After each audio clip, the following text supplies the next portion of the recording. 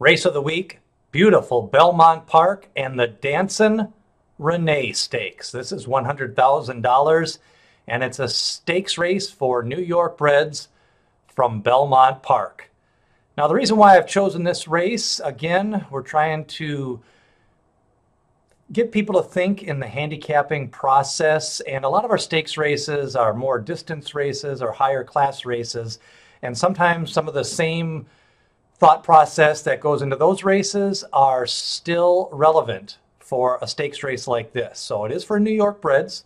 You're looking for horses that have been competing in stakes races in New York.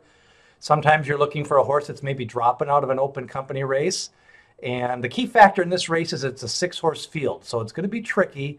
You're going to have a few horses that are going to be facing a small field for the first time, and sometimes the pace dynamic gets a little bit tricky. Speed is a little bit more at a premium.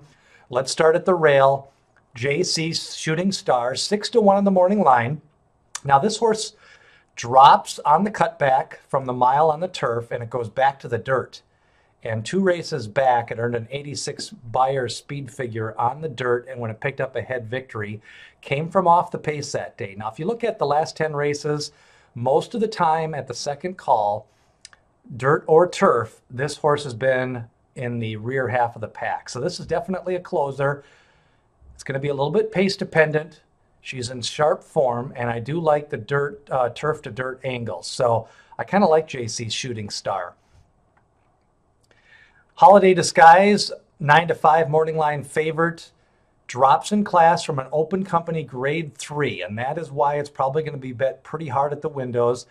So you're going from a grade 3 to a New York bred stakes race and going to a $100,000 stakes race. And a key factor, the last time it was in a 5-horse field, and so there wasn't a lot of speed. Heaven's My Nikki went wire to wire in that race. Nobody pressured her on the front end, and she kind of separated from separation of powers. And separation of powers came back to win a nice race. So I have a feeling Holiday Disguise is probably going to be about 7-5. And that's probably fair odds. It's 7 for 15 lifetime wins, drops in class, and Linda Rice has a high win percentage at the Belmont meet. 69 starts, 14 wins, 14 seconds. She likes to spot her horses in races she can win. Now, if you're looking at an angle to maybe try to beat Holiday Disguise, she does pick up some weight, goes to 123 pounds, and she did carry 124 back in February at Aqueduct. So she's kind of the class of the field. Definitely a big shot in this race. Out of Orbit, he's the cutback horse. Last 6 races have all been at a mile, 7 furlongs, so cuts back to 6 furlongs. 10-1 in the morning line. Gets more of a speed jock with Louis Saez. He does better with horses that race near the lead, or especially horses he can get to pounce to a 1 to 2 quick length lead out of the gate. And this horse has the speed to kind of do that and separate. So if nobody goes with Out of Orbit, he could, she could lead them into the stretch and maybe even midway down the stretch. Out of Orbit, a chance at 10-1, especially if you look at the race and think that you think this horse can clear the field, or if she warms up really good when you're watching them in the post parade on Saturday. Leah's Dream, 9-2. She comes off back-to-back wins, 10 for 26 lifetime. And she's in top form right now. She consistently runs a lower 80s Beyer speed figure. So if you think it's going to take an 86 or an 87, which maybe only a couple of horses are capable, I'd say Midnight Disguise can run an 88. Leah's Dream is in the lower 80s. She's got speed. She's probably the horse that's going to pressure Out of Orbit. But if one of them breaks a little bit slow, you could make the case for either one of them. Stronger form lifetime is probably Leah's Dream.